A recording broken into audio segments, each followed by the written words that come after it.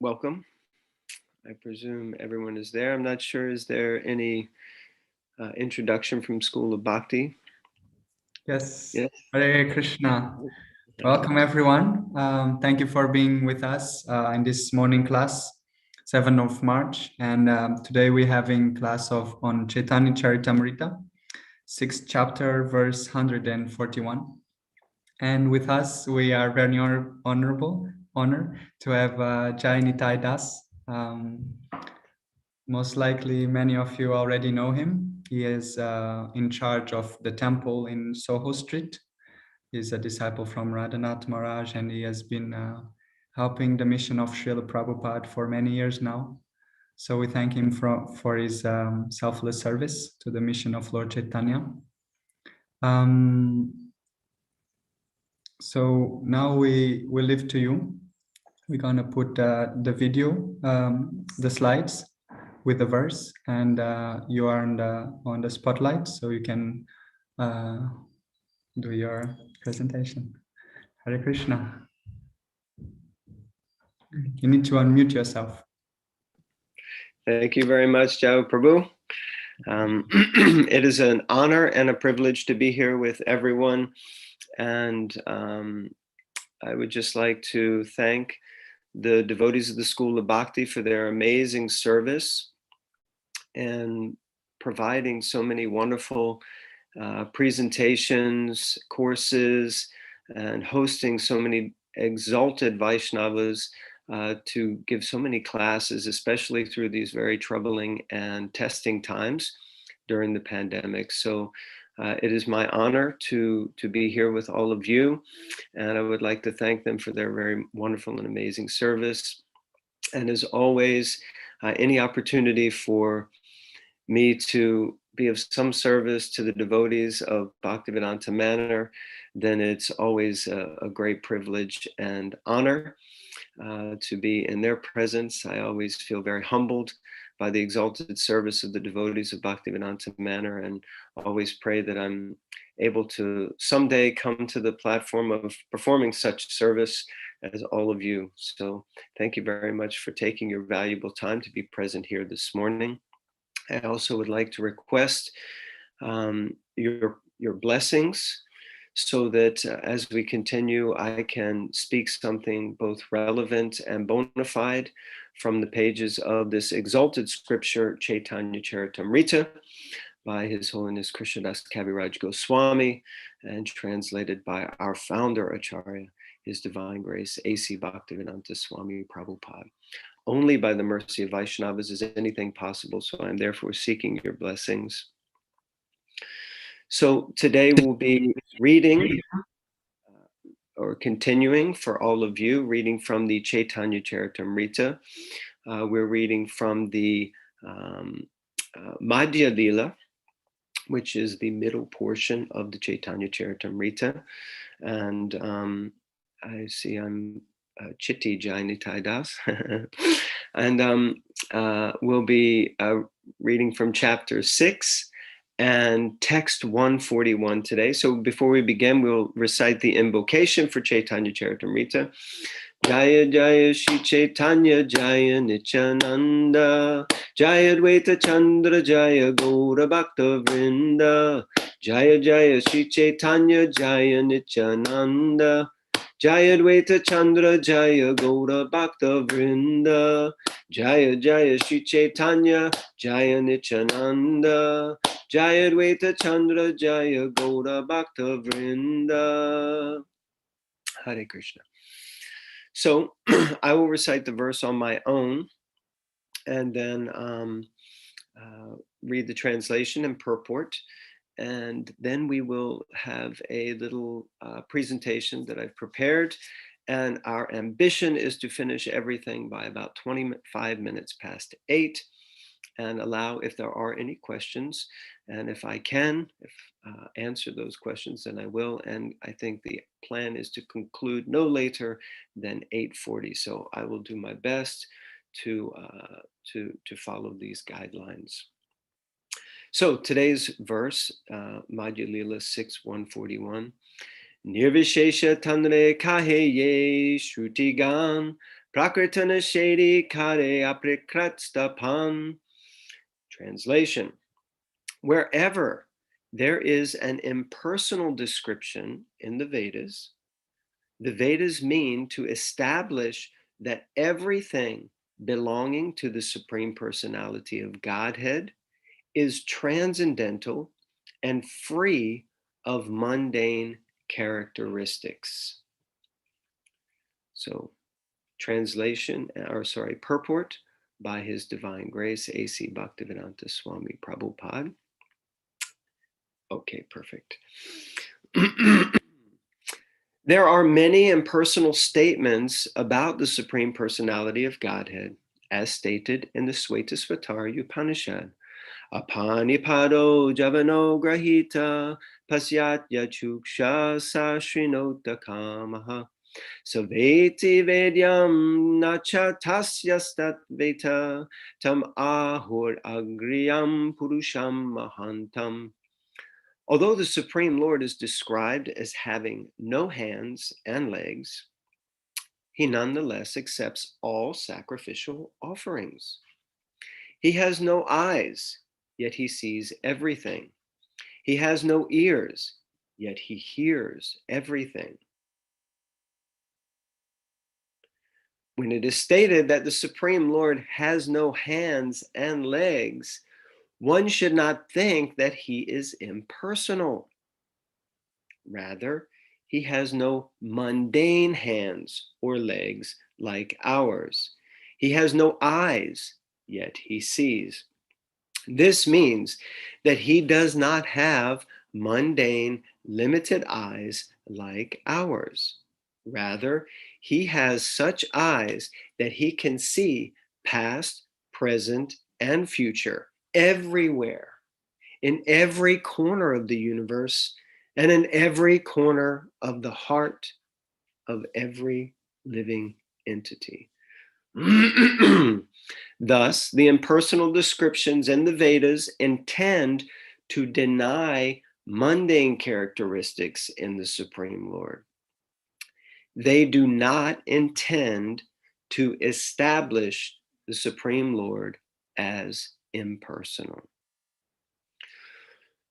Om Gyanatimirandasya Gyananjana Shalakaya Chakshurumilitangena Tasmai Shri Guruve Namaha Shri Chaitanya Manobishtam Stapitam Gena Bhutale Swayam Rupa Kadamayam Dadati Swapadantikam Vandeham Shri Gurun Shri Yuta Padakamalam Shri Gurun Vaishnavamscha Shri Rupam Sagrajatam Sahagana Raghunathan Vitam Tam Sajivam Sadvaitam Savadutam Parijana Sahitam Krishna Chaitanya Devam Shri Radha Krishna Padan Sahagana Lalita Shri Vishakanvitamscha. He Krishna Karuna Sindhu Dinabandhu Jagatpate Gopisha Gopika Kanta Radha Kanta Namostute Tapta Kanchana Gaurange Radhe Vrindavanishwari Vrishabhanu Sute Devi Pranamami Haripriye Vanchakalpatarubhyascha Kripa Sindhubhya Evacha Patitanam Pavanebhyo Vaishnavebhyo Namo Namaha Shri Krishna Chaitanya Prabhu Nityananda Shri Advaita Gadadhara Shivazadi Gaura Bhakta Vrinda Hare Krishna Krishna Krishna Hare Hare Hare Rama Rama Rama Hare Hare. Jai Srila Prabhupada ki Jai. So, I will just share my screen. Please bear with me for one moment. And as we do this.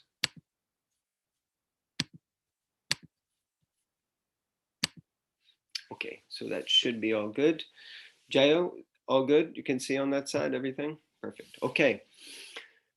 So thank you all very much again for being present for this class, taking your valuable time to be here. I'm sure there are so many things you could be doing on a Sunday morning other than attending. So it's wonderful that you have decided to tune in to this talk on Chaitanya Charitamrita.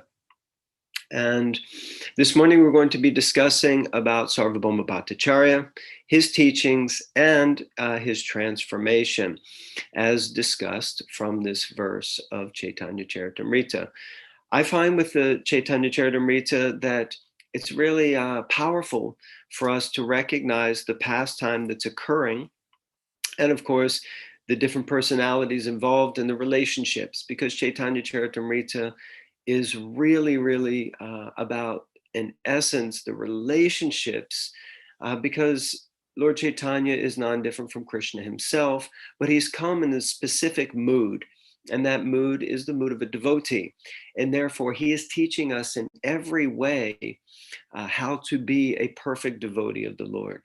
So therefore, it's important for us to see and understand these different pastimes, not just from purely a kind of philosophical perception or aspect or perspective, but also to look deeply into the personalities that are involved and the way that the Lord conducts himself within these pastimes. So with that, I hope that I have all of your blessings to continue, and that this presentation will make some sense. Okay, so the first thing that we will do is look at a little bit of the history of Sarvabhumabhattacharya. And some of you may already be very familiar with Sarvabhumabhattacharya and who he is. I personally find that amongst the innumerous personalities that the Lord associates with, it's often very difficult to remember so much about any or all of them. So it's always good to review and go over these things. So first we can understand that from Krishnadas Kaviraj Goswami's perspective, later in the Chaitanya Charitamrita, or actually rather earlier in the Chaitanya Charitamrita, it is described that Sarvabhumabhattacharya is actually one of the biggest branches of the tree of Lord Chaitanya Mahaprabhu.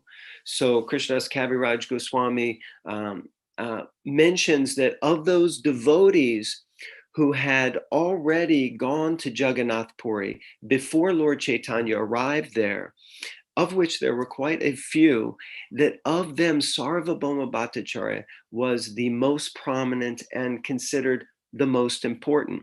So this is really important for us to understand that there's going to be the Leela of the Lord that is conducted with Sarvabhumabhattacharya, but the underlying essence of who he is, we have to understand that he is one of the greatest devotees of Lord Chaitanya. And he appeared in a small town known as Vijayanagara, which is near Navadvip. I think it's about 1 or 2 miles away from Navadvip. And he was born in a very aristocratic Brahmin family. So he was therefore Brahmin. And he was born with the name actually of Vasudeva. So in some places they refer to him as Vasudeva Sarvabhauma, and other places they refer to him as Vasudeva Bhattacharya. So like that, this is his appearance. And he was really from a young age understood to be an amazing and brilliant scholar. So in some places it's explained that he went to Mithila in Bihar in order to study Nyaya or philosophy under one of the most reputed teachers of that time, Prakshadara Mishra. Now, it's explained that at that time that Sarvabhauma was going to study and prepare himself that Mithila was the kind of center for learning in India, and it had an amazing reputation. And because of that, anyone who came from outside of Mithila to study there, it's described that they were not given the actual books of Shastra, for the textbooks for learning, because the teachers and the brahmanas there, they didn't want Mithila to become surpassed anywhere else. So they made sure that they kept all of the knowledge and information there in Mithila and Bihar. But it's explained that because of his exalted nature and quality, Sarvabhauma was able to memorize all of the textbooks verbatim. And after he left, he was able to then write all of those down. So because of this exalted nature of his learning, after he went back to Navadvip, he actually established, he was one of the personalities, the founders who established Navadvip to be the center of learning. And under his tutelage and guidance, he erected and established so many different schools. Because of this, King Prataparudra, who we know is also an exalted devotee and is the king of Orissa and oversees the Jagannath Puri temple, he had heard about Sarvabhauma and he recognized his greatness. And in that way, he invited him to become the chief scholar of his administration in Jagannath Puri and to begin to train and teach many people under him. In one sense, the unfortunate thing is that Sarvabhumabhattacharya had been influenced by the impersonalist philosophy, and therefore his teachings were coming from Shankaracharya's commentaries on the Vedanta Sutra. So in this way, basically he was teaching and presenting Mayavad philosophy. Sarvabhumabhattacharya was a grihasta. But after moving to Jagannath Puri, he took what is known as Kshetra Sannyas. And that means that he renounced ever leaving Jagannath Puri and agreed to always stay fixed there in Jagannath Puri. So in this way, he was very much fixed in Jagannath Puri in the service of King Prataparudra, and had the exalted service of being the chief teacher or tutor amongst many, many scholars. Unfortunately, he was teaching Mayavad philosophy, which we'll come to a bit later. But it's important to also understand that Sarvabhumabhattacharya was formerly Brihaspati, the guru of the gods. So this is given in the Gaura Ganudesh Deepika, where it is explained the different personalities from Krishna Lila and who they are in Gaura Lila, in Lord Chaitanya's pastimes. So Sarvabhumabhattacharya is Brihaspati, who has come in Gaura Lila to perform and play this pastime.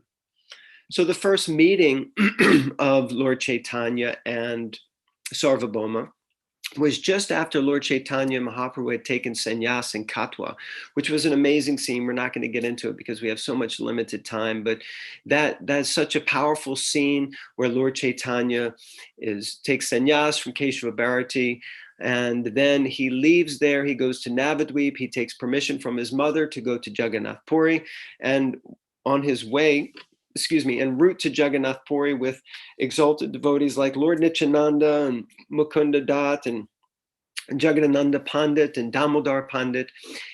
They were just on the outskirts of Jagannath Puri when Lord Chaitanya saw the spire and the flag and the chakra on the top of Jagannath Temple. And when he saw this, he became overwhelmed with a vision of seeing Lord Chaitanya. And he immediately began to run at full force towards the temple of Jagannath. And in this way, he left all the other devotees far behind him because he was in such a state of ecstasy that he just charged in. And when he entered into the Jagannath temple, he was moving towards Lord Jagannath with the intention and goal to embrace Lord Jagannath and pull him into his heart. And as he got close to the altar, it's described that Lord Chaitanya felt unconscious on the floor before the Lord. Now, this may or may not have been a common experience in the Jagannath temple. I don't know about there at Bhaktivedanta Manor, but at ISKCON London over the years, we have seen a few people who have fallen on the floor. And I don't know if they were really in states of ecstasy, but they seem to be exhibiting some symptoms. Of course, Srila Prabhupada, this wasn't new to him. And he explained to the devotees in the early days that if someone does this in the temple, then the way that you find out if they're really in ecstasy is that you give them a good kick. But we haven't done that as of yet at ISKCON London. Usually we just give them a good shake and try to wake them up. And more often than not, we find out that usually they're not in some kind of state of ecstasy. But anyway, Lord Chaitanya was in this state. And then it's described that the sevaks and the sort of guards of Jagannath Puri temple, they came over to Lord Chaitanya and they basically were ready to expel him, thinking that this is some madman who's coming here and just acting like a fool. Sarvabhumabhattacharya was in the temple at this time, and he saw what had happened, and he recognized within Lord Chaitanya a level of serious spiritual advancement. So he quickly ran over and he asked the guards to know, just leave Lord Chaitanya, just leave him for a moment, leave this sannyasi. Of course, he was unknown to Sarvabhumabhattacharya at that time, but just leave this sannyasi for a moment. Let me first check to see if he is alive. And he took a piece of cotton and he stuck it under his nose, and he could see that there was still breath, air coming from the nostrils of the Lord. And so he said, no, he's fine. And then he asked his disciples to come, please help me. And they removed Lord Chaitanya and they took him back to Sarvabhumabhattacharya's house, where in a parental mood, Sarvabhauma began to look after Lord Chaitanya and care for him. Now, of course, Lord Chaitanya was still unconscious at this stage, and Sarvabhauma, being many years senior actually in age to Lord Chaitanya, naturally had this mood of affection towards him. So he began to look after him.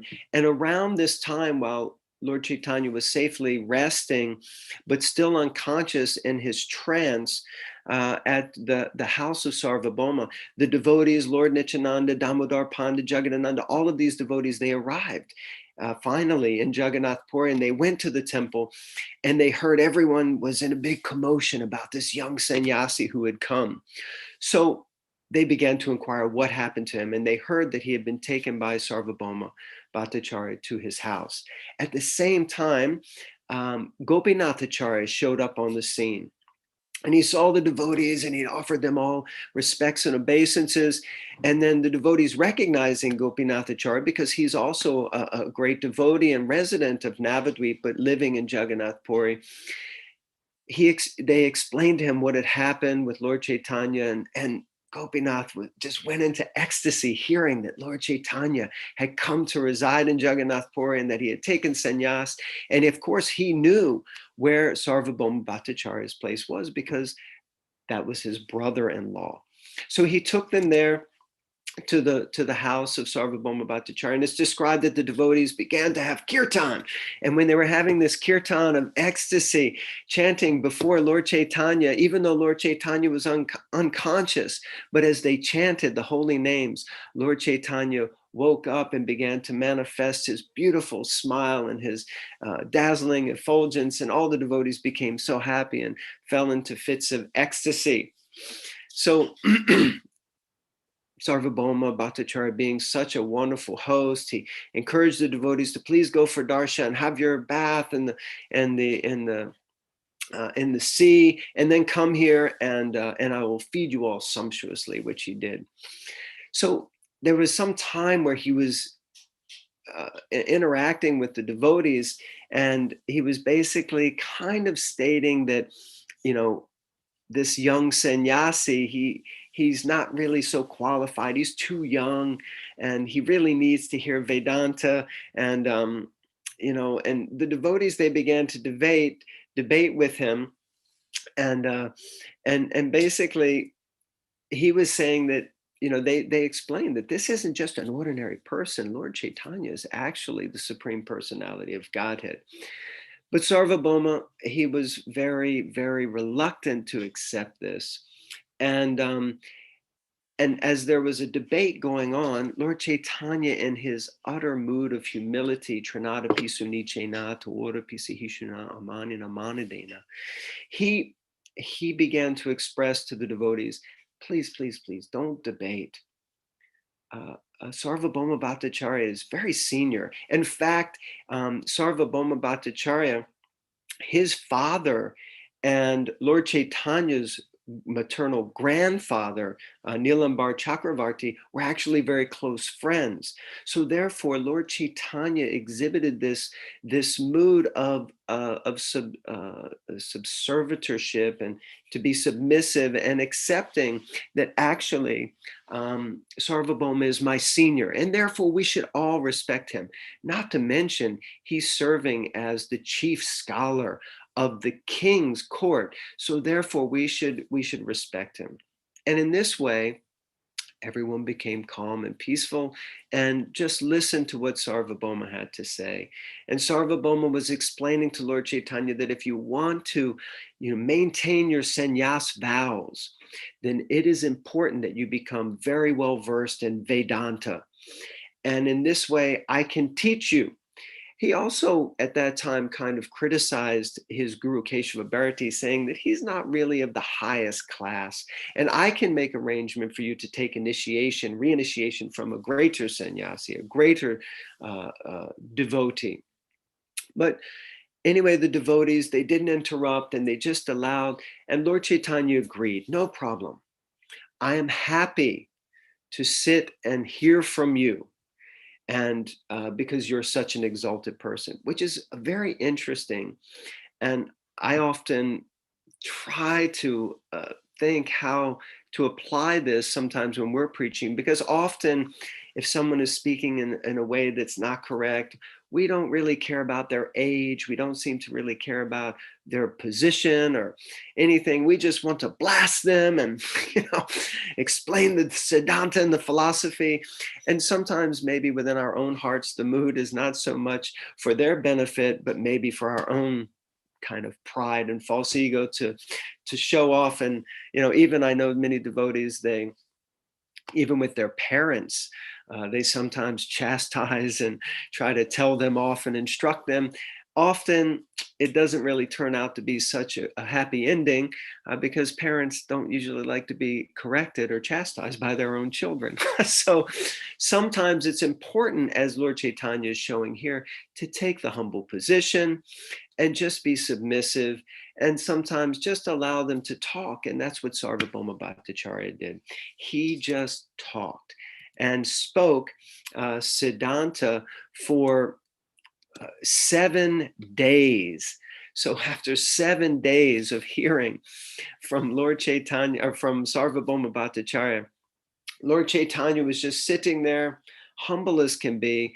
And then Sarvabhumabhattacharya was like, I don't really think you're qualified to hear Vedanta, because I've been speaking for 7 days and you haven't said a word. You haven't responded. You haven't reacted. Therefore, I don't think that you are actually understanding anything that I say. And Lord Chaitanya explained, well, please forgive me, but you said that I should just listen. So therefore, I am your obedient servant, and I have just simply been listening to you. And I didn't ask any questions. But since you're inquiring now from me, I do understand Vedanta. I understand Vedanta very clearly. But unfortunately, your explanation of Vedanta is like clouds covering the sun. And Vedanta is like the sun, and naturally its light emanates, but you are simply covering it by your explanation.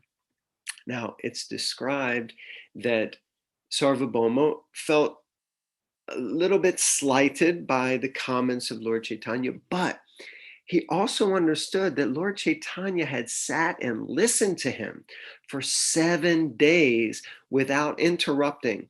So therefore, he also felt a little obliged, and he felt respectful in the sense that he could understand that, if this person had something really heavy to say, and he was rude and arrogant, he would have said that early on in the beginning, but Lord Chaitanya didn't. So then at this point, Lord Chaitanya begins to express the Vedanta Sutra, or not the Vedanta Sutra, but the Vedanta philosophy according to Vedanta Sutra and according to the Vedas and according to using the different Upanishads in order to prove form and quality of the impersonal realization of the Lord.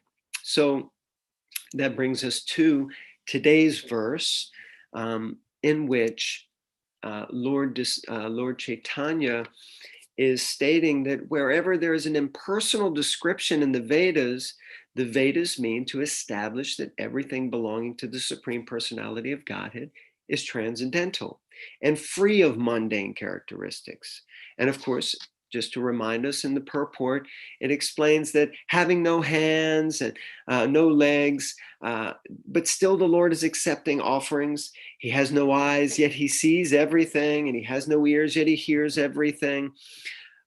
So it doesn't mean that the Lord doesn't have any of these physical properties or any of this rupa or form, but actually that his form is not mundane like ours, and that the Lord's form is completely transcendental, and in that way he permeates the entire world in every corner and can see and hear and understand everything that's happening, including in the heart of every living entity, just like us, because the Lord is ultimately situated there. So Lord Chaitanya begins to explain and divulge this deep and profound philosophy. So let's look into and try to understand this philosophy a little bit. So what is the philosophy? So our Gaudiya philosophy is that principle of that there are three primary principles. First one is bhajaniya, which is the object of worship, which means that the Lord. The bhajanakari, or the worshiper, or the bhakta, and the bhajan, the act of worship, or bhakti, that all three of these principles must be present in full in order for there to be pure devotional service and to attain ultimately the highest levels of spiritual realization, which is prema bhakti. So this is, in essence, you could say, the Gaudiya Siddhanta, the Gaudiya Vaishnava philosophy on Shuddha Bhakti, or pure devotional service. All three of these must be present. Unfortunately, the Mayavad philosophy holds that all three of these forms, in one sense, are basically products of the illusory energy, especially the form that we would worship here, the object of our bhajan, the Lord. His form is made of the illusory energy, or maya. So this is the essence of this term, Mayavadi. And they hold that Brahman, the formless, undifferentiated, potency-less form of the Supreme Truth, that nothing exists outside of Brahman. And thus the living being is identical with it. So Brahman, which we're going to discuss more in a moment, the all-pervasive energy of the Lord, is the foundation of everything, and that's all that there is. This is the absolute understanding of the Supreme Truth, and therefore, because we have come from that, we are also ultimately Brahman. But this external form is made of the illusory energy of the Supreme Lord. And there's much more that we could get into with this, and we'll touch upon it in a moment. They also say that devotional service only has momentary value, and it's for less advanced practitioners, because it simply will help us to attain a state of identification with Brahman. And then once we attain that state, or that status of eternal truth, then we can be merged into the eternal truth of Brahman. So once I was unfortunate to have an interaction with someone who was doing some service in the temple, and he was. I didn't realize. I knew that he had been impersonally influenced, but many of us come with some impersonal influence. But at one point, I heard him speaking with someone else, and what I overheard was heart-wrenching, because he was describing that, yes, the deities in the temple, they're just made of stone and wood and brass. They're not really God. God is ultimately the impersonal energy that permeates everything. And he said, and these deities are not important. They're just a stepping stone for us to become God, to merge with God. And then he said, even you could urinate on the deities and it doesn't make any difference. And at that point, I thought, maybe if there's anyone I'm ever going to kick in the temple, it should be him. But I didn't. I just said, can I speak to you for a minute? And we had a conversation, and he was very fixed on his misunderstanding of the absolute truth, and definitely diametrically opposed. And I can understand also why at that point that Bhaktisiddhanta Saraswati Thakur was given the name of Simha Guru. And it's described how if he would see a Mayavadi walking down the streets, that he would actually cross the street and begin to chastise him and ask him, why are you cheating the devotees? Why are you cheating people? Why are you robbing them of the opportunity of devotional service? So that Simha nature was also boiling up in me, but fortunately I didn't unleash on him fully, but I did ask him to leave and not to come back for a while, because he was very, very fixed in that philosophy. So this brings us to a few points and questions, because I've realized over the years that often, many times, devotees, those who come to Krishna consciousness, they do have an impersonal understanding or influence about an understanding of the Supreme Lord. So this brings us to the question of what is Brahman. So if we try to understand this idea of Brahman, then we can see that in essence, the word Brahman is also sometimes in different places used, just stated as Brahma, is used in a generic sense to mean spirit, or the kind of underlying essence or energy of everything. And it's explained that God and the individual souls and the spiritual effulgence of God are all referred to as Brahman. In Sanskrit, its root means the greatest. So this, and we as Gaudiyas, of course, we accept this principle of Brahman. We have no issue with understanding this.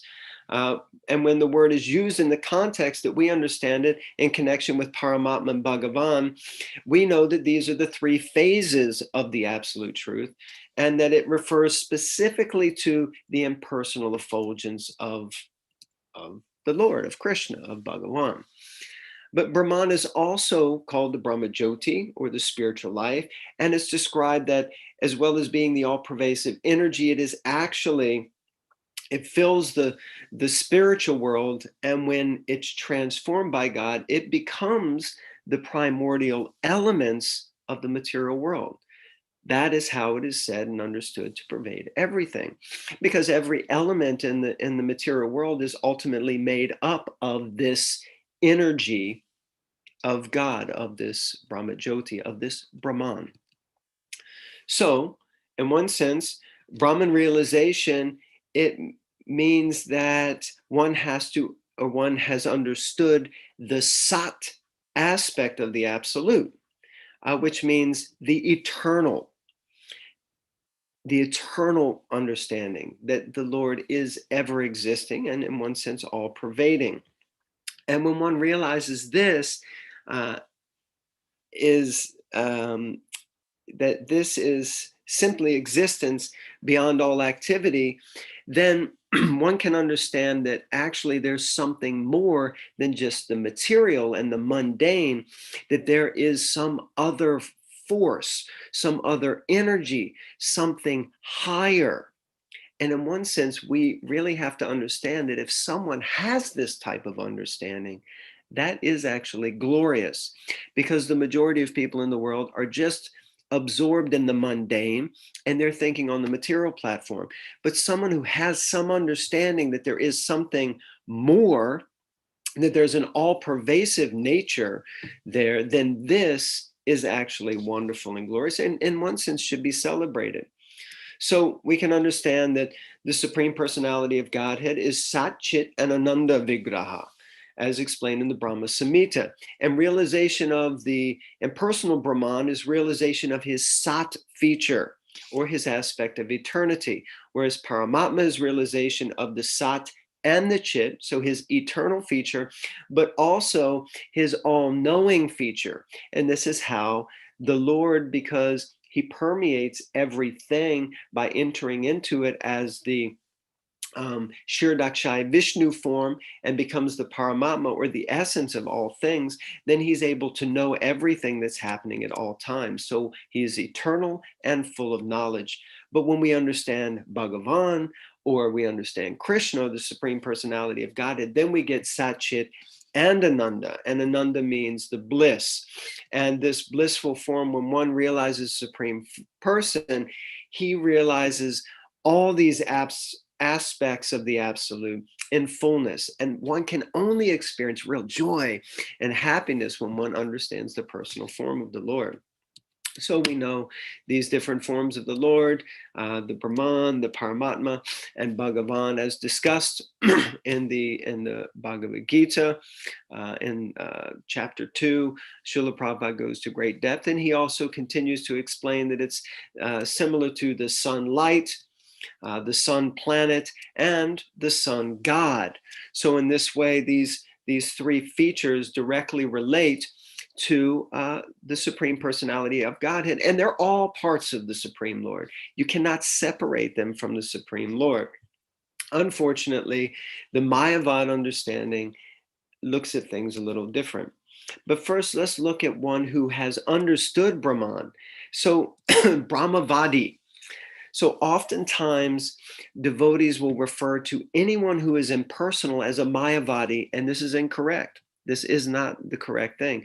Just because someone has an impersonal understanding of the Lord does not mean that they are a Mayavadi. There's a clear distinction between these two. So a Brahmavadi is someone who understands the all-pervasive nature of the Supreme Lord, and there is not a problem with that. Their understanding may be limited. They may not have the full grasp of the complete understanding of the absolute truth, but at least they have an understanding of the absolute truth. And at least they've progressed from the mundane to the spiritual. So therefore, we also know that there are personalities who, great personalities, who are known as Brahmavadis. Even in in the Srimad Bhagavatam, we know that the four Kumaras, they were understood to be Brahmavadis. They believed only in the impersonal form of the Lord until they made their way to the gate of Vaikuntha, where they had the personal darshan of the Supreme Lord. And it's described that by smelling the aroma of the tulsis that had been offered to the Supreme Lord, then their personal conception manifested. But before that, they were Brahmavadis. It's also described that Shukadeva Goswami was a Brahmavadi. And before he heard Srimad Bhagavatam from his father, Srila Vyasadeva, he was also Brahman realized, but he just understood and accepted that Brahman understanding of the absolute truth. Only once hearing the Srimad Bhagavatam did his heart become transformed. So like this, many people may exhibit impersonal understanding or leanings, but that does not make them Mayavadis. Hope that makes sense. It just means that they're not aware of the Bhagavan form and they're not attracted to that. That's our job. That's our service. We have to help those persons come to the platform of understanding. Now, the challenge is, well, we do that because bhakti begets bhakti. So we, as devotees who are aspiring bhaktas, who have some taste and attraction at whatever level for the Supreme Lord, we have to help to give that taste to others, because by association of a bhakta, one gets bhakti. Now, the Mayavadis, they're aware of Bhagavan. They're aware of this Bhagavan principle aspect also, but they consider that aspect of the Supreme Absolute to be Maya. They do not accept it. Therefore, their concept and understanding and their philosophy is derogatory towards Bhagavan. It's not out of ignorance that they don't accept it. They have knowledge of it, and they therefore deride Krishna in his form. So Brahmavadis, Brahman are bona fide aspects of the absolute, but when Brahman is made into the only absolute realization of the absolute, it's not bad, but it's not offensive. But when Brahman is considered the only aspect and Bhagavan is considered to be Maya, that is offensive. And that's why devotees cannot stand to hear from someone who blasphemes the form of the Lord, because for us, the form of the Lord is the whole purpose of our entire life. This is where we get our bliss. This is where we get the nectar, to meditate on the pastimes and the Leela and the teachings of the Lord. This is the essence of our entire life. So to hear someone criticize and blaspheme that, devotees become overwhelmed. So this is the distinction that's really important to get between a Brahmavadi and a Mayavadi. And the Mayavadi specifically derides the form of the Lord with knowledge, not out of ignorance. So I hope that makes a little bit of sense for everyone. So we know that there are different verses from the Bhagavad Gita. And Arjuna inquired, this is in the 12th chapter, text number 5, or sorry, in the 12th chapter, he addresses the impersonal and the impersonal, and both are fine, but the impersonal seems to take longer. And here we see those who consider my form as illusion, that they're doomed. So he inquires, which are considered to be more perfect? Those who are always properly engaged in your devotional service, or those who worship the impersonal Brahman, the unmanifested? And the Supreme Personality of Godhead says that those who fix their mind on my personal form and are always engaged in worshiping me with great and transcendental faith are considered by me to be the most perfect. So here we have the Lord speaking it himself perfectly and crystal clearly in the pages of the Bhagavad Gita, that actually both are bona fide, the personal and the impersonal, but he himself in his personal form, he considers those who worship him in his personal form as better. Then we see later, he explains that those whose minds are attached to the impersonal feature, it's very difficult for them to make progress and advancement, because it's a longer process. Anyway, we know bhakti is the express elevator, but this other process, we have to go through so many stages and steps on the ladder. Krishna also explains in the 9th chapter that fools deride me when I descend in the human form. They do not know my transcendental nature as the Supreme Lord of all that be. So here Krishna clearly says that you're a fool if you deride him specifically in his human form. And they don't really understand things as they are. And he explains that they are bewildered, and therefore they become attracted by demoniac and atheistic views. And in that condition, their hopes for real liberation and their fruitive activities, it's all defeated. So they basically lose out. So the Mayavadis say that the world was created by Maya, that it's false, and that there is no living entity, but only one spiritual effulgence, and we're all part of that Brahman. Further, they say God is imaginary, and that when the Supreme Absolute Truth is befooled by the external energy Maya, he becomes a jiva, or living entity. And upon hearing all these nonsensical ideas from the non-devotee, a devotee is greatly afflicted as if his heart and soul were broken. So this is Srila Prabhupada's statement and purport to Chaitanya Charitamrita Antya Leela, like this. So therefore, these Brahmavadis, although they perform so much austerities and penance, but they still fall down. Even if they try to reach liberation in the Brahman, they eventually fall down, because you cannot stay there, because they're not satisfied, because they don't have personal relationship, which is giving bliss. And we all crave this. So like that. And then, of course, this famous verse from the Brahma Samhita: I worship Govinda, the primeval Lord, whose effulgence is the source of the undifferentiated Brahman, mentioned in the Upanishads, being differentiated from the infinity of glories and of the mundane universe, appears as the indivisible, infinite, limitless truth. So Brahma Samhita, by the way, Lord Chaitanya said that this Brahma Samhita is the highest Shastra for understanding the personal form and the absolute truth. So this is a very important and powerful Shastra for us to understand. And the purport, anyway, there's so many things, kind of running out of time and sometimes a little too much information, but the mundane universe is created by Maya, and it's one of the infinite external manifestations accommodating space, time, and gross things. The impersonal aspect of Godhead, the non-differentiating Brahman, is far above this principle of mundane creation. But even the non-differentiated Brahman is only the external effulgence emanating from the boundary wall of the transcendental realm of Vaikuntha, displaying the tri-quadrantal glory of Govinda. The non-differentiated Brahman is indivisible, hence is also one without a second, and is the infinite and residual explanation. So this is Bhaktisiddhanta Saraswati Thakur's purport in this Brahma Samhita prayer, which we can study for hours and days on end. And of course, the Lord says, Brahmano hi pratishtaham, amritasya svasya cha, shashvatasya cha dharmasya, sukasya kantaskasya cha. And I am the basis of the impersonal Brahman, which is immortal and perishable and eternal, and is the constitutional position of ultimate happiness. That's again Bhagavad Gita.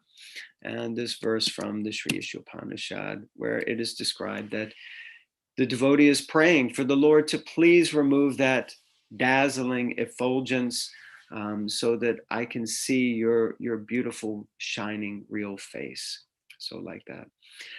So that is the end of my presentation. Sorry, I rushed through a little bit just to try to finish and complete, but I hope that some of what I've said has made a little sense, and that some points maybe that you hadn't heard before also were opened up, and or if not, then at least you were reminded to remember the Supreme Personality of Godhead. So if anyone has any questions or comments or anything that they would like to reflect back, then I would be most happy to hear and or engage with that.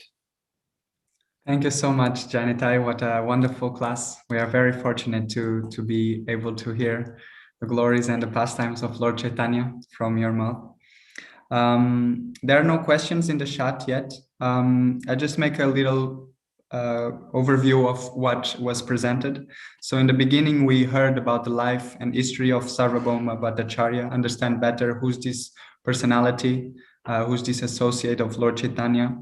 We heard how Lord Chaitanya come to Jagannath Puri, how he fainted and was later on cared for in the parental mood by Sarvabhumabhattacharya, and eventually how they came into a discussion. And Lord Chaitanya heard for 7 days about Vedanta Sutra, and eventually he manifested his opinion. He said that he was covering the sun of the Vedanta like the clouds. And then we heard a bit in these last moments about Gaudiya philosophy, the Lord, the Bhakti, and the Bhakta as the ingredients, and the impersonalist philosophy in the Brahmavadi and the Mayavadi aspects. So I would like to ask, if possible, if you can elaborate in the aspect that you mentioned of the listening mood that Chaitanya Mahaprabhu manifested his humility while listening, and how can we apply that in our preaching, in our life when we are preaching? And if you could elaborate a little bit on that, I'll be very glad. Thank you. Okay, thank you very much, Jai Prabhu. So yeah, this is a very important aspect. And I'm reminded immediately of one pastime with Srila Prabhupada, where he met one gentleman at Bhaktivedanta Manor, if my recollection is correct, and in his rooms there in Bhaktivedanta Manor. And this person was from a background of dealing with, I think, race cars or something like that.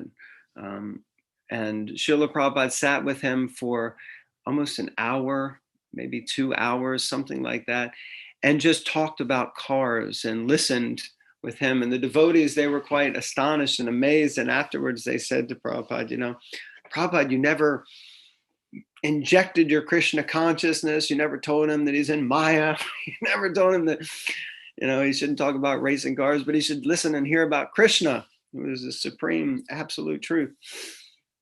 And Srila Prabhupada said, anyway, he was not really so ready. So, but I just sat and listened.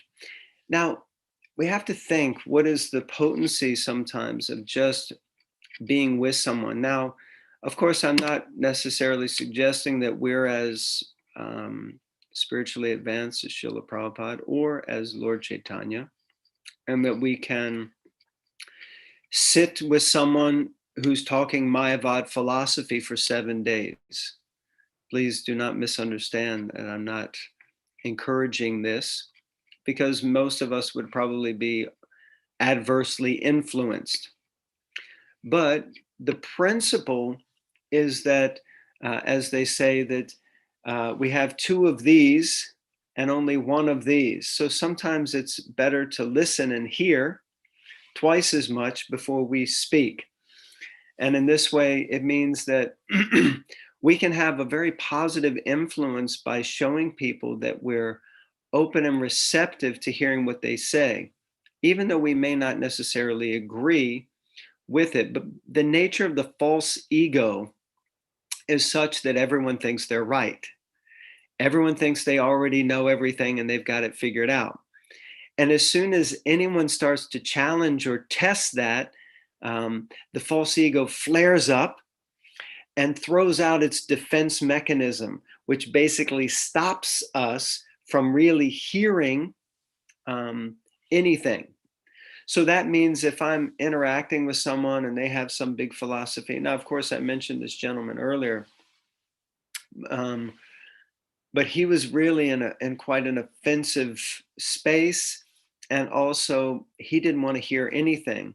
And I wasn't really prepared to sit and listen to him blaspheme the deities and the process of bhakti. But there have been many times where I'll sit with new neophyte, younger devotees or first-time comers, and they need to have a space where they can espouse their philosophy. And you can see that sometimes just allowing them to talk, they kind of make a fool of themselves, and they realize it, and other people also realize it.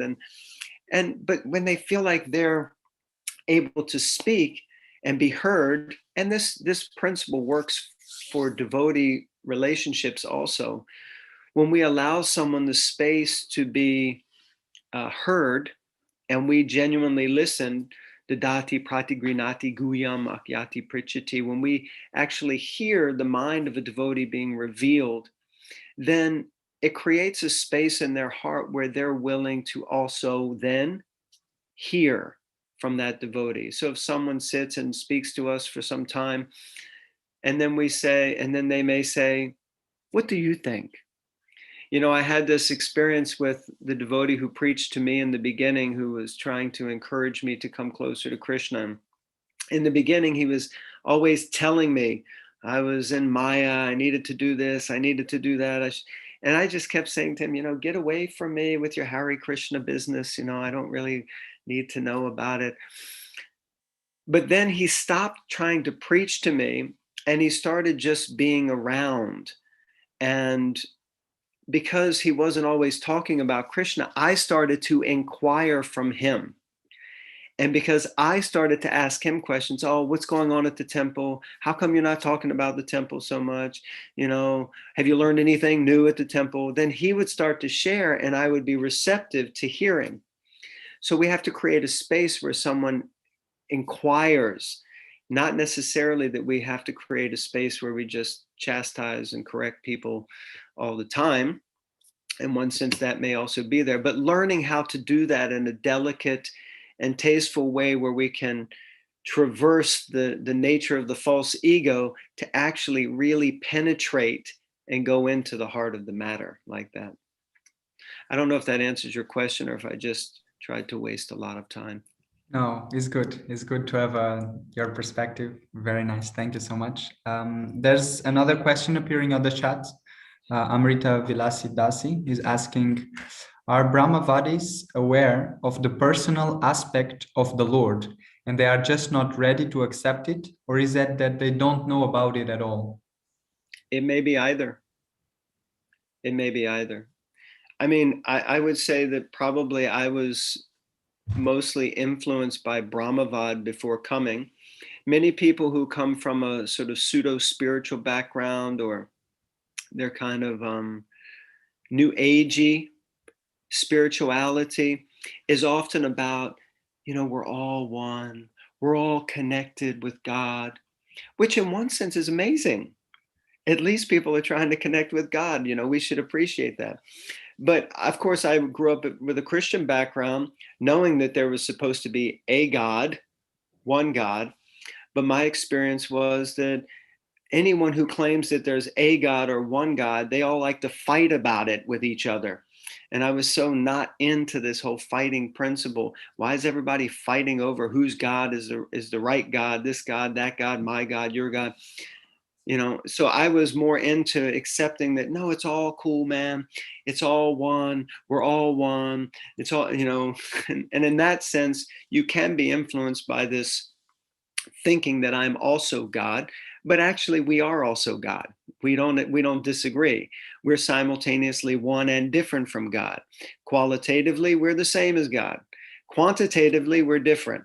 So there may be an understanding of the personal form, but there may not be also. So it can be either or. But the distinction is that the Mayavadis are clearly aware that there is a philosophy of Bhagavan, of the Supreme Person, and they deride that. That's the important distinction. Does that answer the question and make sense? Yes, thank you so much. So I think that's all the questions, and we are coming to our time. Even if the heart is being filled and feels like we don't want to end this, there's always a moment to finish. And so thank you so much for your presence here. Prabhu, is very, very kind of you to share Harikatha with us and to enable us to hear. It's a very precious gift. Thank you so much. And yeah, that's it for this morning's class in the Bhaktivedanta Manor. His Grace Chanitai Prabhu Ki Jai. Gaur Bhaktivedanta Ki Jai, devotees of Jai. Bhaktivedanta Manor Ki Jai, School of Jai. Bhakti Ki Jai, Ananta Jai. Koti Vaishnava Vrinda Ki Jai, Gaur Jai. Bhaktivedanta Ki Jai, the beautiful Jai. smile of Jai Prabhu Ki Jai, Jai. Nitai Gaur Premanandi, Hari Hari Bo. Thank you so much. Thank you so much. Hare Krishna, everyone. Thank you.